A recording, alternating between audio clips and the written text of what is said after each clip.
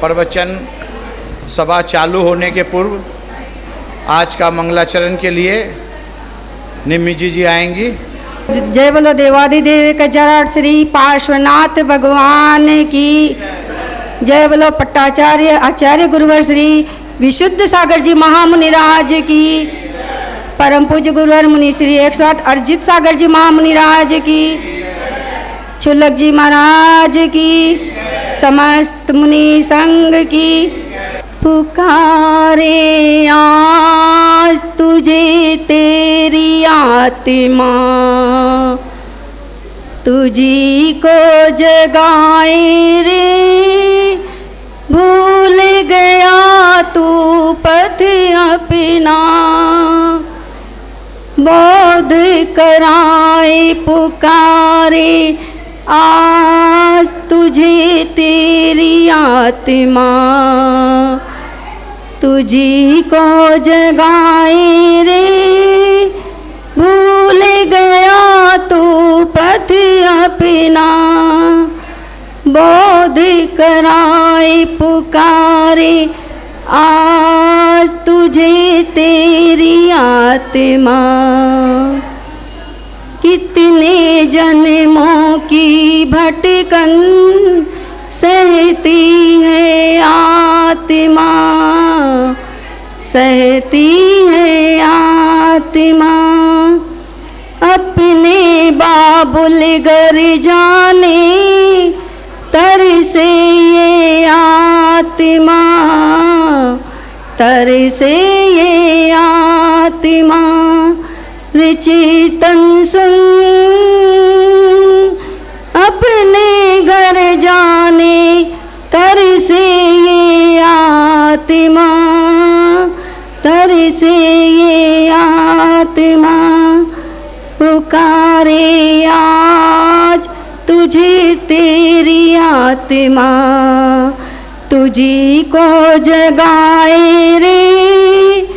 भूल गया तू पथ अपना, आज पुकारे ओ भगवन आज हमारी आत्मा।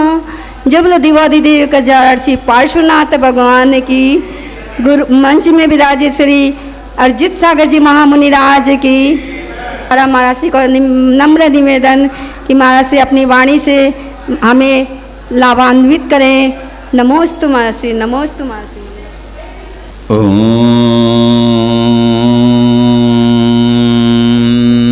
नमः सिद्धेभ्यः।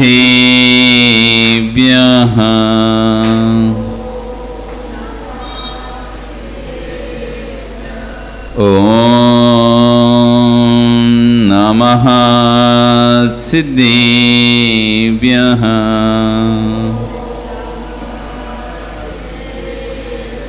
ओम नमः सिद्धेभ्यः।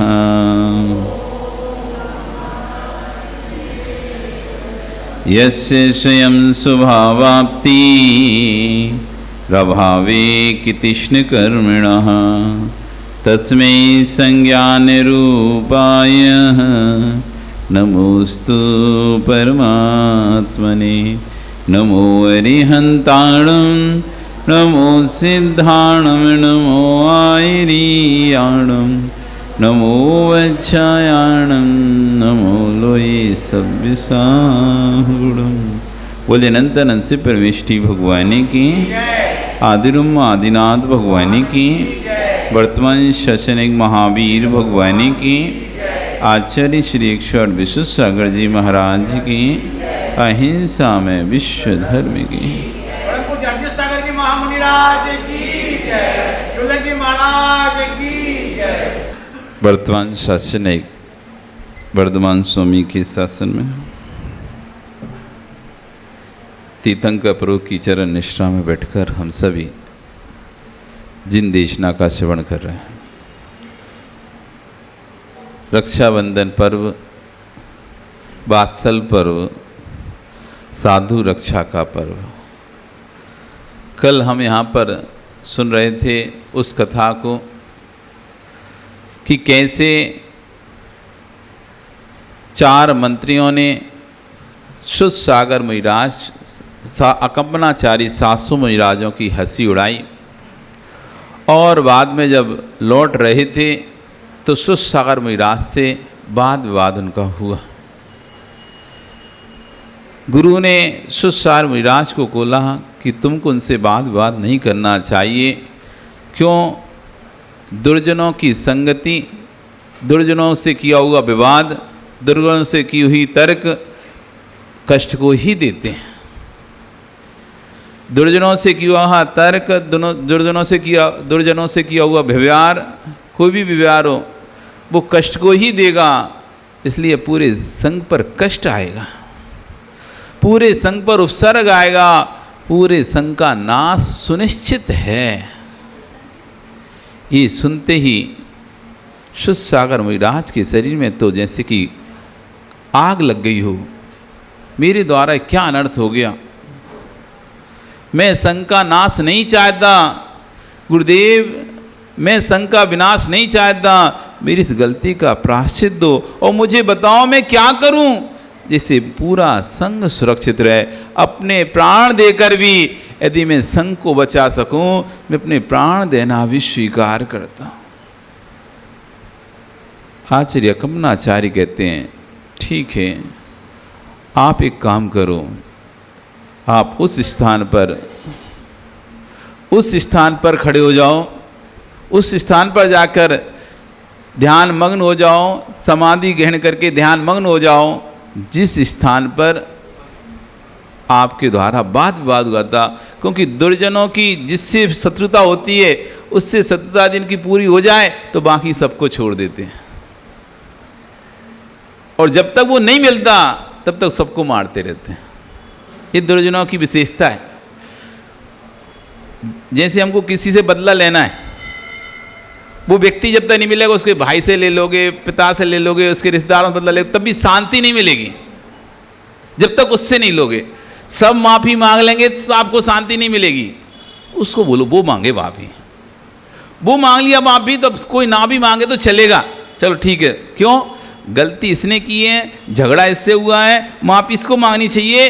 अब परिवार माफी मांग रहा है लेकिन तुम नहीं मान रहे उस चीज को, परिवार को दंड भी दे दिया तुमने, तब भी तुम्हें संतुष्ट नहीं होती। क्यों? अभी तो वो व्यक्ति है जिससे मूल अपराधी तो भी बाकी है, और मूल अपराधी को यदि दंड दे दो तो फिर बाकी ठीक है, अब बाकी सबको छोड़ दो, इनकी थोड़ी ना कोई गलती है, इनकी गलती थोड़ी ना है। इसलिए आचार्य अकम्पनाचार्य स्वामी ने सोचा कि यदि मंत्री उपसर्ग करने आएंगे और यदि इनको पहले देख लेंगे तो पहले इसको उपसर्ग करेंगे, और जो इन पर उपसर्ग करेंगे तो फिर उनका गुस्सा ठंडा हो जाएगा, फिर संघ पर उपसर्ग करने नहीं आएंगे। इसलिए आदेश दिया जिस स्थान पर उपसर्ग तुम्हारा वाद विवाद हुआ था उसी रास्ते पर तुम खड़े हो। शिष्य भी इसी तरह का होना चाहिए। ये नहीं कहा क्यों जो आज्ञा। आचार्य कहते हैं शिष्य वही है जो गुरु की आज्ञा को सिरोधारी करता है, चूंकि किंतु परंतु नहीं लगाता, उसी का नाम अंत्यवासिन है, उसी का नाम शिष्य है। और उन्होंने आज्ञा को धारण किया और उस स्थान पर खड़े हो गए। इधर मंत्री राजमहल में पहुंचे और विद्वेष की अग्नि में, ईर्ष्या की अग्नि में झुलस गए। अब उन्हें लग रहा कि था कि आज हमारा जितना बड़ा अपमान हुआ है, पूरे जीवन में हमारा इतना बड़ा अपमान कभी हुआ नहीं है, इस अपमान का बदला तो जरूर लेके रहेंगे। पर क्या करें सोच रहे हैं। तभी उनके मन में ख्याल आता है क्यों ना इनको सबको मार दिया जाए, इनके कारण से आज राजा के सामने हमारा अपमान हुआ, इनको जान से मार देना चाहिए, रात्रि में कार्य करना चाहिए जिससे किसी को पता भी नहीं चलेगा कौन करके गया। और उन्होंने योजना तैयार की चारों मंत्रियों ने कि आज रात्रि में ही इन सभी मुजराजों के प्राण ले लेंगे, अपन सबके सिर को, शरीर से सिर को अलग कर देंगे। और रात्रि के समय चारों मंत्री हाथ में नंगी तलवार लिए निकल पड़े हैं। तभी रास्ते में सुरसागर मुनिराज उनको दिखाई दे गया। जैसे कोई अग्नि में घी डाल दे तो अग्नि और भड़क जाती है, जैसे कोई अग्नि में घी डाल दे तो अग्नि और भड़क जाती है। और जैसी सुरसागर मुनिराज को उन्होंने देखा तो उनकी अग्नि क्रोध की और भड़क गई। यही है, चलो अच्छा यही मिल गया, यही है, इसी ने हमारा अपमान किया था, आज इसका काम तमाम करते हैं। बाकी उन्होंने तो कुछ कहा नहीं था, उनको छोड़ते हैं, यही आगे मिल गया। इसी के लिए तो वहाँ जा रहे थे, क्योंकि उसको ढूंढने के लिए सबको मानना पड़ता। पहचान कैसे पाते कि कौन है? जैसे भैंसों के झुंड में सब भैंसें एक सी दिखती है ना, पहचान नहीं पाते। ऐसे मुनिराज झुंडों में सब मुनिराज एक से दिखते हैं। अभी जैसे आप कभी पहली बार जाओ, किसी संघ में पहली बार जाओ और बहुत सारे मुनिराज हों, आप दर्शन कर लो और फिर कोई के अमुक मुनिराज को सामान दे देना, हाँ दे देंगे, फिर भाजा कौन से थे, अब इतने पहचाने कैसे कौन से थे? क्योंकि सब एक से दिख रहे हैं। कुछ कलर बताया होता है भी, रेड कलर का कपड़ा पहने हैं कि वाइट कलर का पहने हैं, तो कपड़े से पहचान। अब कैसे पहचाने? पीछे का मंडल लिए, अब पीछे मंडल तो सभी लिए, कैसे पहचाने? तो जैसे भीड़ में नहीं समझ में आता कौन से महाराज कौन से हैं। तुमसे किसी ने कह दिया जाओ अब गोमटेसर का मेला हो और 300 से 500 साधु वहाँ इकट्ठे होते हैं, कौन से 500-600 साधु वहाँ पीछे इकट्ठी होती हैं। बोल दिया कि जाओ ये महाराज जी को सामान दे देना तुम्हें यहाँ से। अब तुमने देखा ही नहीं था, अब भजा के पहचानो कैसे? ये सब एक सीख से दिखते हैं। और अलग से दिख जाएं, पहले अलग से समझ में आ जाएं, हाँ ये ध्यान इन्हीं को देखा था हमने, तो अब फिर आसानी रहती है। एक हो तो पहचानने में आसानी रहती है। और बहुत सारे, और उन्होंने जैसे ही थे, चेहरा तो याद था लेकिन सामने दिख गए तो और स्मरण आ गया, हाँ यही वाले हैं, इन्हीं ने हमारा अपमान किया था, इनको ही पहले ख़त्म करते हैं। तो दूसरा कहता है फिर अब दूसरों की क्या ज़रूरत है, इसी से इनको मारकर अपना बदला पूरा हो जाएगा। अपमान इनने किया है, उन्होंने तो किया ही नहीं है, इसलिए इसी को मारते हैं। हाँ दूसरे दो और समर्थन करते हैं, हाँ इनको मारते, पर मारे पहले कौन? क्यों? स्त्री हत्या, बाल हत्या, साधु हत्या, इस बड़ा पाप माने गए हैं। वेदों में भी स्त्री की हत्या, बालक की हत्या और साधु की हत्या, ये सबसे बड़े पाप माने गए हैं। तो साधु हत्या करे कौन? यति हत्या का पाप ले कौन अपने सिर पर? निर्णय तो कर लिया मारेंगे, अगर बहुत सारे होते तो सभी लोग मार देते, ठीक है, अब एक ही तो है, एक के लिए चार की क्या जरूरत है, एक से ही काम चल जाएगा। लेकिन पहला वो व्यक्ति कौन? तो आपस में उआपू में फंस गए कि हालांकि डर तो सबको ही लगता है, तो ज्ञाता तो थे ही शास्त्रों के, अब मारे पहले कौन? तो आज में युवापू चली और अंत में निर्णय हुआ चारों एक साथ मारो। पाप सबको बराबर लगना चाहिए ना, ऐसा थोड़ी ना कि हमको लगे तुम बचे रहो, तो सबको बराबर लगना चाहिए। चारों मंत्रियों ने निर्णय किया कि चारों एक साथ तलवार उठाकर एक साथ वार करेंगे। इधर सुरसागर मुनिराज ध्यानस्थ लीन हैं, चारों प्रकार के आहार का त्याग करके जब तक उपसर्ग दूर नहीं होता, मेरा चारों प्रकार के आहार का त्याग है। नियम समाधि ले ली। दो प्रकार की समाधियाँ होती हैं, एक यम समाधि होती है, एक नियम समाधि होती है। यम समाधि जब देख लेते हैं कि अब शरीर से प्राण नहीं, मतलब अब ये प्राण नहीं बचेंगे और अब प्राणों का अंत निश्चित है, अब ऐसी बीमारी ने घेर लिया है या वृद्ध अवस्था आ चुकी है, भोजन करना पानी करना बंद हो, भोजन पानी खाना आहार लेना बंद हो चुका है, गले से जा ही नहीं रहा है, ऐसे समय में यम समाधि लेते हैं, जिसे आप संलेखना कहते हैं। संस्था ऋण हो जाते हैं, अब आहार पर नहीं उठेंगे, अब जब तक जीवित हैं तब तक चारों प्रकार के आहार का त्याग, ये कहना यम संलेखना है। यम यानी आजीवन, यम मतलब होता है ये आजीवन, इसलिए हम दो प्रकार से लेते हैं, नियम और यम। यम और नियम होते हैं। तो आजीवन जो संकल्प किया जाता है उसे कहते हैं यम। मरते दम तक नहीं तोड़ेंगे, मरते दम तक नहीं तोड़ेंगे, उसका नाम है यम। और नियम एक सीमा पर्यंत तक, जब तक उपसर्ग रहेगा तब तक, जब तक मैं ये नदी पार कर रहा हूँ तब तक चारों प्रकार के आहार का त्याग।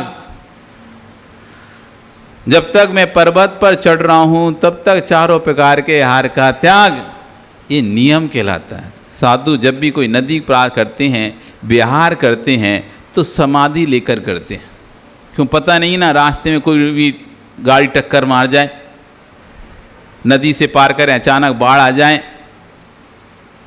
पहाड़ पर चढ़ रहे हैं अचानक गिर जाएं, तो ये नियम संलेखना लेके चलते हैं कि जब तक हम विहार कर रहे हैं मैं संलेखना ग्रहण, नियम संलेखना ग्रहण करता हूँ।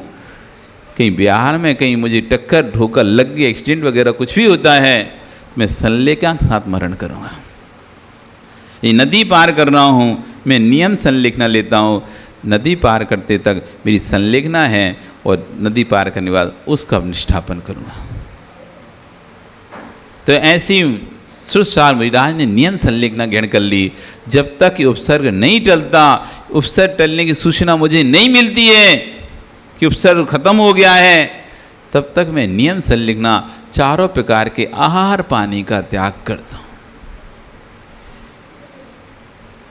इधर शिवसागर अपनी तपस्या में लीन, इधर चारों मंत्रियों का षड्यंत्र, चारों ने अपनी तलवार खींची और जैसे ही उन पर वार करने हुए, उधर वन देवता का आसन कंपायमान हुआ। वो अवधि ज्ञान से जानता है क्या हो रहा है यहाँ पर, तो दिखता है चार विधर्मी निर्गंत योगी पर उपसर्ग कर रहे हैं। तुरंत वे अपने प्रभाव से उन चारों को वहीं कीलित कर देता है, चारों कीलित कर देता है। और चारों के चार द्वारपाल जैसे हाथ में तलवार लिए खड़े हैं, ऐसे हाथ ऊंचा किए और हाथ में तलवार, और चारों के चार जैसे चार रक्षक खड़े हो उनके महाराज के चारों तरफ, ऐसे कीलित हो गए। आंखें तो हिल रही हैं लेकिन शरीर नहीं हिल रहा है, मन तो चल रहा है लेकिन मुख नहीं चल रहा है। स्टैचू कर देते ना, स्टैचू पहले खेलते ना, वैसे जैसे है वैसे ही हो जाओ, स्टैचू। चारों ऐसे हो गए। प्रातः काल की भौ फटी और लोगों की भक्ति पूजा की भीड़ गुरुओं के दर्शन की उम्मीद से नगर से निकली, और देखते हैं रास्ते में ये क्या, चारों मंत्री मुनिराज को मारने के लिए आए, चारों के हाथ में तलवार लिए, लेकिन देवों ने उन्हें कीलित कर दिया। ये खबर पूरी आग की भांति पूरे नगर में फैल गई, और जैसी नगर में फैली राजा के पास तक पहुंची। राजा दौड़ा दौड़ा आया, गुरु से क्षमा मांगी, क्षमा करें क्षमा करें क्षमा करें, इन मंत्रियों की गलतियों को क्षमा करें, इन्होंने बड़ा घोर पाप किया है, इनको तो दंड मिलेगा, लेकिन स्वामी आप शांत हों, आप क्षमा करें और इन मंत्रियों को छोड़ें। इधर आचार्य सुसार महाराज अपने ध्यानस्थ लीन थे। जब देखते हैं सुनते हैं बाहर की आवाज़ें, तब उनको समझ में आता है कि यहाँ कुछ हुआ है। आंखें खोलकर देखते हैं तो चारों मंत्री हाथ में तलवार लिए कीलित हैं, हाथ में तलवार लिए कीलित हैं। वो समझ जाते हैं इन्हें किसी देवता ने कीलित किया है। तभी उसी समय, बेटा इधर आके बैठ जाओ थोड़ा सा, आप लोग और सड़क जाओ ना, इधर इतनी जगह, ज़मीन पे ही बैठ जाओगे तो कुछ नहीं फर्क पड़ेगा, ज़मीन भी अपनी है, फर्श भी, जरूरी नहीं चटाई चाहिए ही चाहिए, बिना चटाई के बैठ नहीं पाओगे आप लोग, बैठ जाओ बिना चटाई के भी, सामने बैठो। जैसे मुनिराज ने देखा चारों मंत्री कीलित हैं, तुरंत नगर देवता से, जो वन देवता से निवेदन किया, जिसने भी इनको कीलित किया है अब इनको छोड़ दिया जाए, क्योंकि अब तो सब लोग आ चुके हैं, अब ये कोई उपसर्ग नहीं करेंगे। इधर चारों अंदर ही अंदर अपमानित हो रहे हैं, देख तो सब रहे हैं कि अब तो हमारे पर्दा फाश हो गया है, सबने देख लिया है कि हम मारने आए थे, प्लान तो ये था कोई को पता नहीं चलेगा, लेकिन अब तो सबको पता चल गया। इधर नगर देवता ने उनको, जो उसका वन देवता था, उसने उनको, यक्ष था, उनको अनकीलित किया, मतलब कीलित हटा दिया, और जैसे हटाया सभी शर्मिंदा सिर गर्दन नीचे कर ली। राजा ने चार मंत्रियों को दंड देने की विचार किया। इतना घोर अपराध किया, साधु से तो क्षमा याचना की और मंत्रियों को दंड दिया, उनका काला मुंह करके उन्हें गधे पर बिठालकर देश से बाहर निकाल दिया, देश निकाला दे दिया। क्योंकि मुनिराज ने कहा था इनको दंड, मृत्यु दंड मत देना। सुस्वामीराज ने कहा था आप इनको माफ़ कर दो, इनकी गलती नहीं है, इनका ही कर्म कोद ऐसा है कि साधु को मारने के भाव किए। लेकिन राजा ने कहा दंड तो मिलेगा, गलती की और दंड ना मिले तो फिर गलती करने वाले की शक्ति, पावर और बढ़ जाती है, साहस और बढ़ जाता है, इसलिए दंड तो जरूरी है। आपने कहा मृत्यु दंड नहीं देंगे, लेकिन देश से निकाला जरूर देंगे। और उनसे को देश से यानी उस नगर से काला मुंह करके निकाल दिया और चारों मंत्री वहाँ से निकल गए। इधर भारत देश के हस्तिनापुर नगर में महापद नाम के राजा राज्य करते थे। उनकी 8 संतान थी, 2 पुत्र, 10 संतान थी, 2 पुत्र 8 पुत्रियां, 2 पुत्र 8 पुत्रियां। 8 पुत्रियां उद्यान में कीड़ा कर रही थी, खेल रही थी। तभी 8 विद्याधर राजा, विद्याधर कुमार आकाश मार्ग से निकलते हैं और उन कन्याओं को देखते हैं। और जैसे उन कन्याओं को देखते हैं तो उन पर मोहित हो जाते हैं, इनको तो हम वरण करेंगे, इनको तो हम अपनी रानी बनाएंगे, ऐसा सोचकर उन 8 ही कन्याओं का अपहरण कर लेते हैं। और अपहरण जैसे ही करते हैं, सैनिक लोग जाकर राजा को खबर सुनाते हैं 8 कन्याओं का अपहरण हो गया है। और राजा महापद अपने पुत्रों के साथ विद्याधर कुमारों से युद्ध करने के लिए तैयार होते हैं और विद्याधर कुमारों से युद्ध कर कर अपनी कन्या को छुड़ा कर लेके आते हैं। इधर कन्याएं जब अपहरण हुआ उसके बाद विचार मग्न हो गई, देखो ये जीवन कैसा है, इसके इस एक चेहरे के पीछे लोगों के कैसे भाव खराब हो जाते हैं। अब हमें इस संसार में नहीं रहना, और 8 कन्या बैराग को प्राप्त हो जाती हैं, आर्य का दीक्षा ले लेती हैं। इनके बैराग को देखकर महापद्म को भी बैराग हो जाता है। वो अपने बड़े बेटा पद्म को बुलाते हैं और संपूर्ण राजभार सौंपकर दीक्षा की बात बोलते हैं कि मैं अब दीक्षा लूँगा। और विष्णु कुमार को बुलाकर कहते हैं कि तुम युवराज रहो, तुम्हारा भी दे रहा हूँ। तो विष्णु कहते हैं कि पिताश्री, जब आपको ये राज बहारभूत दिखाई दे रहा है और ये राज में आपको कल्याण नहीं दिखाई दे रहा, तो फिर मुझे क्यों फंसा रहे हो? जब आपको अच्छा नहीं लग रहा, जो चीज़ अच्छी आपको प्रतीत नहीं हो रही, उस चीज़ में मुझे क्यों फंसा रहे हैं? मैं भी इस संसार में नहीं फंसना चाहता, मैं भी आपके साथ चिकित्सा लूँगा। और विष्णु कुमार अपने पिता के साथ निकल जाते हैं और एक सुसागर नाम के आचार्य हैं, उनके पास जाकर दीक्षा ग्रहण कर लेते हैं और अपने विहार कर जाते हैं। दीक्षा ग्रहण करके अपने अपने इंसान से साधना करते हैं। इधर विष्णु कुमार मुनि धरणीधर पर्वत पर साधना कर रहे होते हैं और महापद्म अपने अलग स्थान पर साधना कर रहे होते हैं।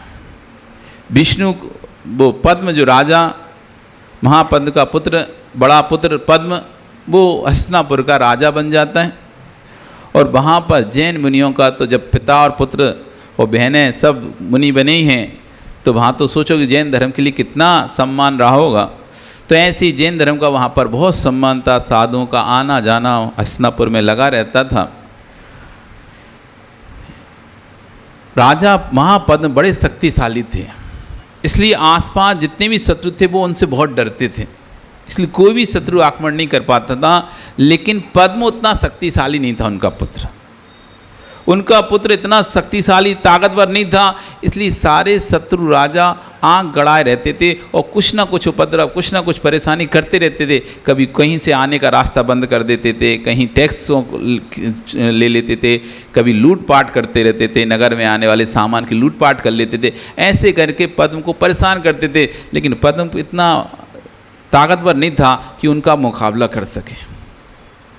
इधर चारों मंत्री भ्रमण करते करते करते करते हस्तिनापुर नगर पहुँचे। वहाँ पर कुछ समय रहने के बाद उनको पता चला कि यहाँ के राजा शत्रुओं से परेशान हैं। शत्रु वर्ग राजा को बड़े परेशान करके रखा हुआ है, कभी लूट करता है, कभी रोक लेता है, कभी कुछ कर देता है। और पद्म राजा बहुत शत्रुओं से परेशान हैं। वह राजमहल में जाते हैं और राजसभा में जाकर, जहाँ पद्म की सभा लगी थी राजा की, उनसे बोलते हैं कि हम आपके शत्रुओं को अपने बस में आपके बस में करके दे सकते हैं, आप अनुमति हमें प्रदान करें। तो राजा पद्म कहता है मैं तो कितने वर्षों से उनको अपने अंडर में करना चाहता हूँ, अपने अधीन करना चाहता हूँ, लेकिन हो ही नहीं रहे। जब मेरे पास इतना अस्त्र बल शस्त्र सेना सब कुछ है तो मैं अधीन नहीं कर पा रहा, तुम कैसे करोगे? वो आप हम पर छोड़ दीजिए। चारों मंत्री कहते हैं वो आप हम पर छोड़ दीजिए, हम आपके शत्रु राजा को आपके अंदस्त करके आपके चरणों में ला के रखेंगे। राजा कहता है ठीक है, यदि तुमने ऐसा कर दिया तो मैं तुम्हें अपने राज्य का मंत्री बनाऊंगा। यदि तुमने ऐसा कर दिया, सबसे ज़्यादा खतरा मुझे उन्हीं लोगों से है, और उन लोगों को यदि तुमने मेरे अधीनस्थ कर दिया तो मैं तुम्हें अपने राज्य का मंत्री बनाऊंगा। उनका ठीक है स्वामी, आप कुछ दिन का समय दीजिए। चारों मंत्री बुद्धिवान, विवेकवान, ज्ञानी तो थे ही, अनेक कलाओं में निपुण थे। उन्होंने नर्तकी का भेष बनाया, नर्तकी का भेष बनाया और भेष बनाकर पड़ोसी राज्य में पहुंच गए और नगर में नृत्य दिखाने लगे। उनका नृत्य इतना अच्छा था कि सब लोग उसका नृत्य देखकर मुग्ध हो जाते थे। कुछ दिनों तक जब नगर में नृत्य दिखाते रहे तो उनकी ख्याति फैलने लगी। जब नाम फैलने लगा तो राजमहल तक भी वो नाम पहुंचा कि नगर में ऐसी नर्तकियां आई हैं जिनका नृत्य देखते ही बनता है। तो जब ऐसा राजा के कान तक बात पहुंची तो राजा ने कहा मुझे भी देखना है, फिर तो बुलाओ ने राजमहल में, कौन है ऐसी नर्तकियां? राजमहल में बुलाया गया, राजसभा जगी है और राजसभा में नर्तकियों को नृत्य करने का आदेश दिया जाता है। चारों नर्तकियां नृत्य कर रही हैं और नृत्य करते करते राजा के सिंहासन के पास तक पहुंचती हैं और अपनी छुरी निकालती हैं और राजा के गर्दन पे लगा देती हैं। ये क्या? सभी सैनिक सब स्तब्ध रह जाते हैं, सभी शत्रु राजा स्तब्ध रह जाते हैं। अब या तो प्राण या फिर आधीनता। तुम्हें हमारे राजा पद्म की आधीनता स्वीकार है या नहीं है? और नहीं है तो अभी खत्म। स्वीकार है तो चलो फिर हमारे साथ। और उनको राजा पद्म के पास ले जाते हैं। उसके चरणों में, इतना शक्तिशाली राजा को लाकर उसके चरणों में, पद्म के साथ चरणों में रख देते हैं। राजा पद्म देखता रह जाता कि कैसे संभव है, बिना लड़ाई बिना कुछ के तुम कैसे? स्वामी आपसे किया हुआ वादा हमने पूरा कर दिया। वो राजा पद्म की अधीनस्थता स्वीकार कर लेता है। तो पद्मी फिर इन चारों को अपना मंत्री, अपने राज्य का मंत्री बना देता है और राज सुचारू रूप से चलने लगता है। और ये भी अच्छे से राज्य का संचालन कराते हैं। राजा इनसे बहुत खुश होता है, बोलता है बोलो तुम्हें जो चाहिए हम वो देते हैं। हम आपको जो वरदान, मतलब जो वर मांगना है, जो वस्तु मांगना है मांगो, हम तुमको देते हैं। आपने इतना बड़ा काम किया, आपने मेरी कितने वर्षों की जो टेंशन थी, चिंता थी, दूर कर दी, जो चाहिए मांग लो। तो मंत्री कहते हैं स्वामी हमें तो आपके राज्य में क्या ही कमी है, अभी कुछ नहीं चाहिए, पर आप हमारा ये वर सुरक्षित रखें, जब भी हमको लगेगा हम मांग लेंगे। जब भी हमको लगेगा हमारी अमानत है, इस अमानत को आप अपने पास रखें, जब हमें लगेगा हम इसको वर को मांग लेंगे। राजा ने कहा ठीक है। बस यही गलती, सबसे बड़ी गलती राजा से हो गई। वचन दे दिया और जिन जिन ने दिए वचन वो तो फिर बाद में पछताते हैं। चाहे आप हों, चाहे राजा हो, चाहे राजा पद्म हो, चाहे राजा दशरथ रहे हों, चाहे हरिश्चंद्र रहे हों, जिन जिन ने दिए वचन वे बाद में फिर पछताना पड़ा है। राजा पद्म ने वचन दे दिया, राज सुचारू रूप से चलने लगा, कोई भी समस्या राज में नहीं थी। समय का फेर चलता रहा। इधर अकमनाचारी 700 मुनिराज उज्जैनी नगरी से धीरे धीरे विहार करते करते करते करते संपूर्ण संघ हस्तिनापुर की ओर जा पहुंचा। हस्तिनापुर की ओर जा पहुंचा। धार्मिक शहर था। अकमनाचार्य सास मुनिराज उद्यान में आकर ठहर गए। सासु मुनिराजों के उद्यान में आकर ठहरने की जैसी खबर पूरे नगर में फैली, सभी लोग हाथ में अर्घ ले लेकर मुनिराज के दर्शन करने के लिए पहुंचे। कभी चाहे भगवान के पास आओ, चाहे साधु के पास आओ, कभी खाली हाथ नहीं आना चाहिए। वैद्य के पास, राजा के पास, प्रभु के पास, गुरु के पास कभी खाली हाथ नहीं जाया जाता, कुछ ना कुछ लेके जाता है। राजा के पास खाली हाथ पहुंच जाओगे, राजा नाराज हो जाएगा, भेंट दी जाती है। वैद्य के पास खाली हाथ हो जाएगा, इलाज ही नहीं करेगा तुम्हारा, फोकटिया आ गया, क्या कर रहे हैं इसका, कुछ नहीं, जाओ भग जाओ, हमारे पास है ही नहीं इलाज। वैद्य के पास, प्रभु के पास, भगवान के पास भी खाली।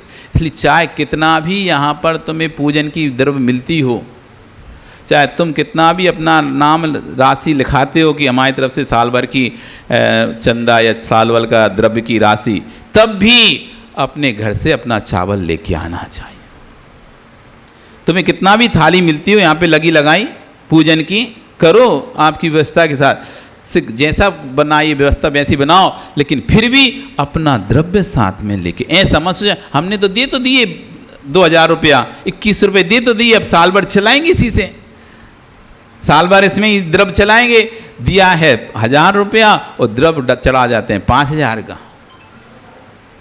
हाँ, ऐसे बहुत से लोग होते हैं, देते इतना सही है और उसको उपयोग पूरा करते हैं और सुनाते भी हैं हमने चंदा दिया, फ्री में थोड़ी ना चढ़ा रहे हैं, चंदा दिया फ्री में छोड़ी ना चढ़ा रहे हैं, और मुट्ठा भर भर के चढ़ाते हैं। फिर भैया अपना जो आप व्यवस्था जैसे देते हो दो, लेकिन फिर भी अपने साथ में जब भी मंदिर आओ तो खाली हाथ मत आओ, अपनी डिब्बी में चावल लेके आओ।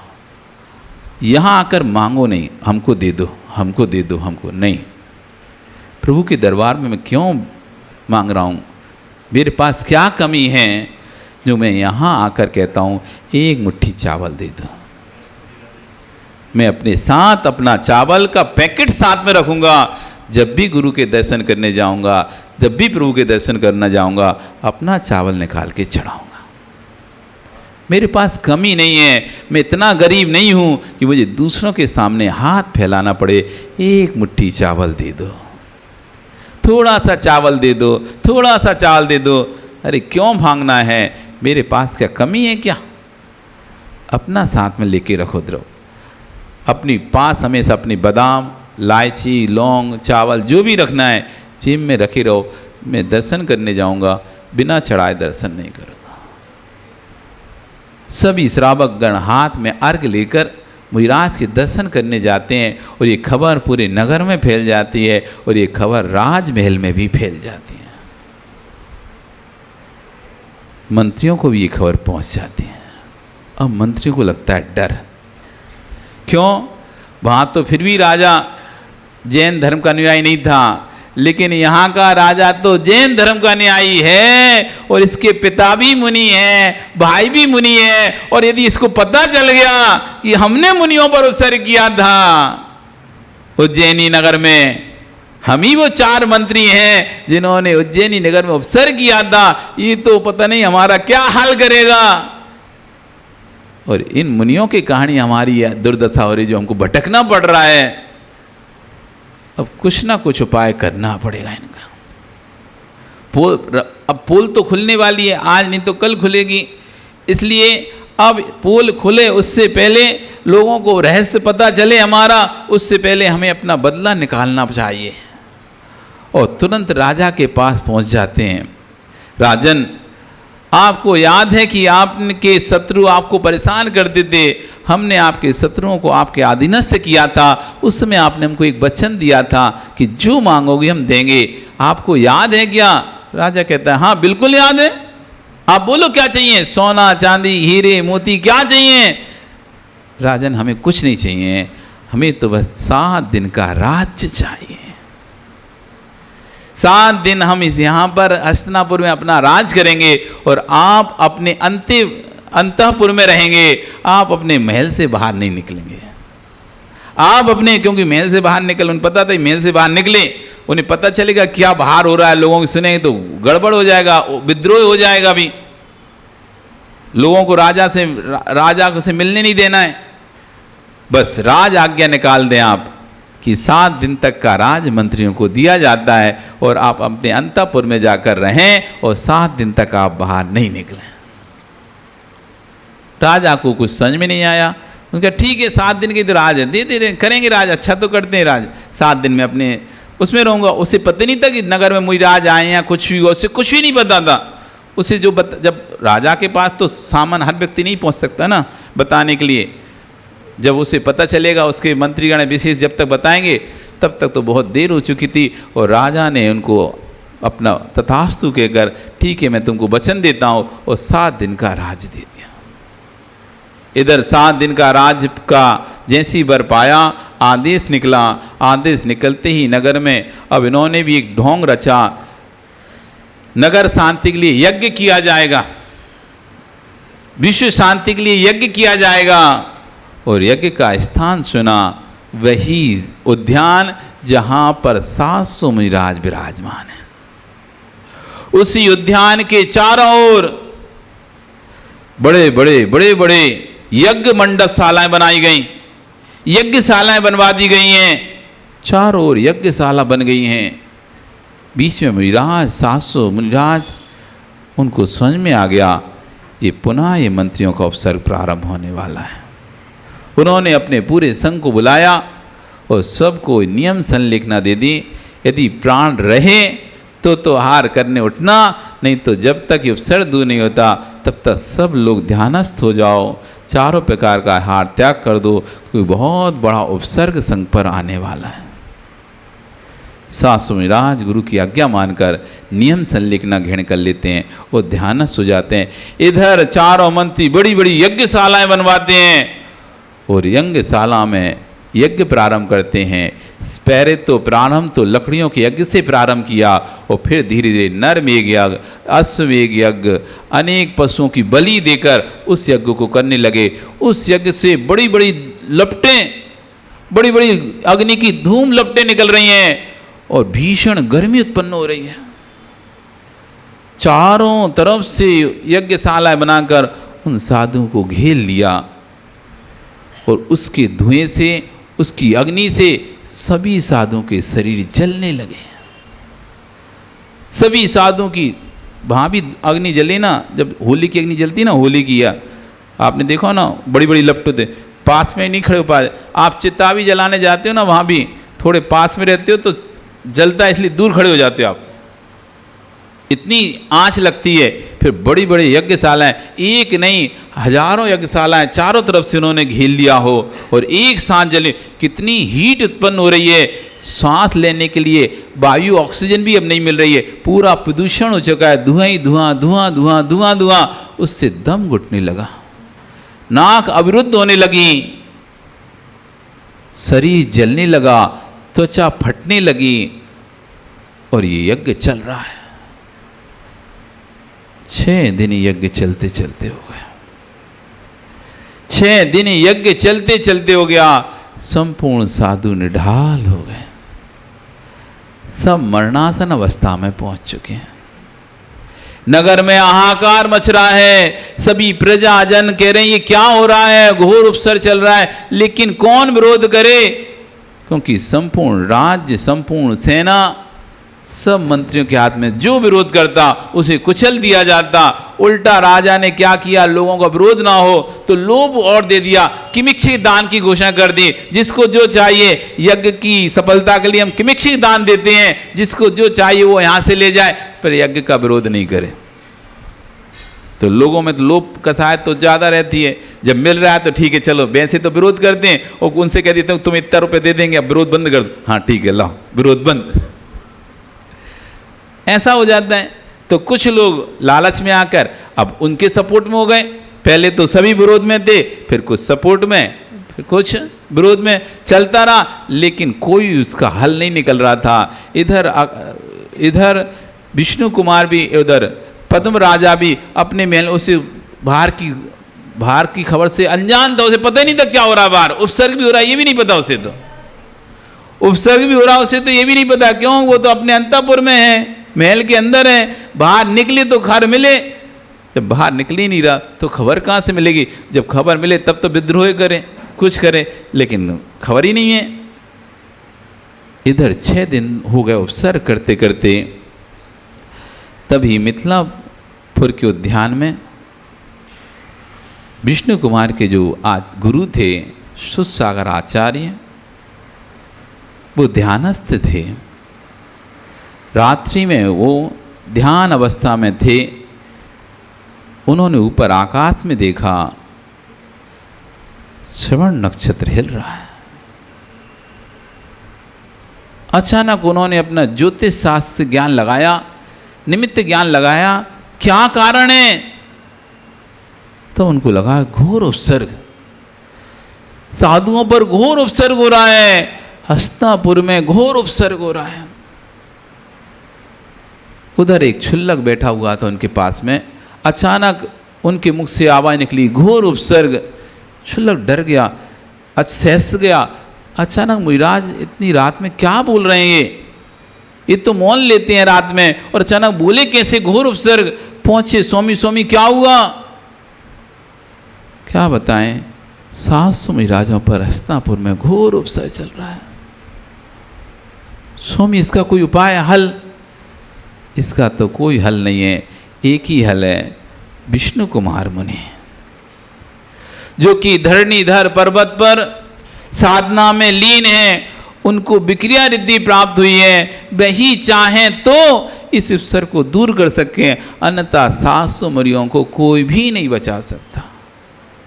वो क्षुल्लक विद्याधर था। वो आकाश मार्ग से उड़कर तुरंत धरणीधर पर्वत पर पहुंचता है, जहां पर विष्णु कुमार मुनिराज तपस्या में लीन थे, ध्यान में लीन थे। उन्हें नहीं पता था कि उनको विक्रिया रिद्धि प्राप्त हो गई है। अपने ध्यानस्थ थे, तभी अर्ध रात्रि में नमोस्तु भगवान, नमोस्तु भगवान, नमोस्तु 3 बार नमोस्तु की आवाज़ सुनी। तो उनके अचानक इतनी रात्रि में इस पर्वत पर कौन नमोस्तु कर रहा है? आँख खुलकर देखते हैं सामने क्षुल्लक हाथ जोड़े, आँखों में आंसू लिए खड़ा हुआ है। क्या हुआ? स्वामी आपके ही नगर में, आपके ही नगर में 700 मुनिराजों पर घोर उपसर्ग चल रहा है। एक मुनिराज की खबर मिल जाए, अमुक को आहार नहीं हुआ, तो पूरे नगर में क्षोभ हो जाता है, साधु में क्षोभ हो जाता है। क्या बात है, उनका आहार क्यों नहीं हो रहा है? फिर तो सासु जो साध धर्मात्मा होता है ना, उसे धर्मात्मा की थोड़ी सी भी कष्ट की खबर मिलती है तो आकुल व्याकुल हो जाता है। क्या हुआ, कैसे उपसर्ग हो रहा है? पूरी कथा क्षुल्लक विष्णु कुमार मुनिराज को सुनाते हैं कि आपके भाई जो कि अभी उस समय के वर्तमान में राजा हैं, उन्होंने वचन दे दिया, और उस कारण से 700 मंत्रियों के द्वारा 700 मुनिराज उपसर्ग किया जा रहा है। मैं क्या कर सकता हूँ? आप ही इसका निवारण कर सकते हैं। आपको विक्रिया रिद्धि प्राप्त हुई है, ऐसा गुरुदेव ने कहा है। आप जाएं और उनको उपसर्ग दूर करें। मुझे विक्रिया रिद्धि? हाँ। उन्होंने अपना हाथ फैलाया, वो हाथ जाकर मानसोत्तर पर्वत पर टकराया। ओ ठीक है, मैं जाता हूँ। और वह अर्धरात्रि में ही रिद्धि के माध्यम से आकाश मार्ग से जाकर पद्म के महल में पहुँचते हैं, जहाँ पद्म राजा बैठा हुआ है। उसको उलाहना देते हैं, क्या तुमने पूरे कुल के वंश के नाम को डुबा दिया? तुम्हारे होते हुए इस हस्तिनापुर नगर में मुनियों पर उत्सर्ग हो रहा है। तो राजा पंत कहता है, मुझे तो कुछ ही पता नहीं है, मैंने तो 7 दिन के लिए राज्य दे दिया है, मुझे कुछ ही पता नहीं है, और मैं तो बंधा हूँ वचन से, अब मैं तो कुछ भी नहीं कर सकता, आप ही कुछ कीजिए, उपसर्ग को दूर कीजिए। विष्णु कुमार मुनिराज ने कहा ठीक है, और वह एक बौना ब्राह्मण का वेश बना लिए। अगले दिन सुबह चारों मंत्री राजगद्दी पर बैठे हुए हैं।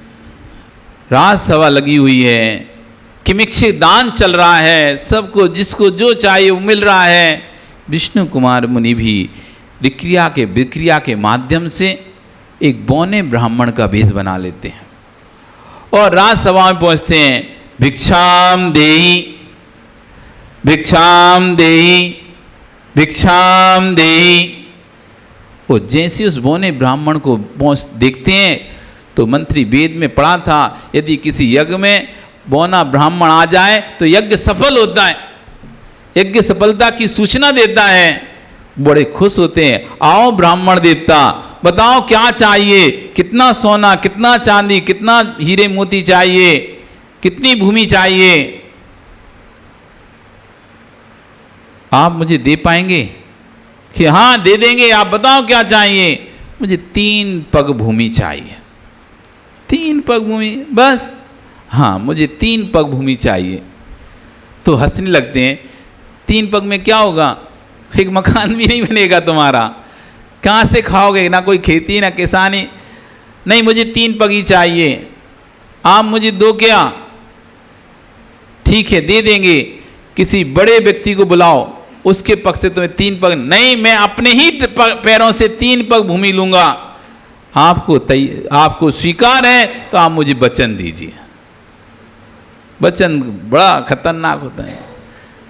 दिया वचन 3 पग भूमि के लिए, जलांजलि दीजिए, जल हाथ में लेकर, क्योंकि उनके यहाँ गंगा जल हाथ में लेकर कसम खौलाई जाती है ना, तो सत्य मानते हैं। तो आप जल हाथ में लीजिए और मुझे वचन दीजिए कि आप अपने वचन से मुकरेंगे नहीं।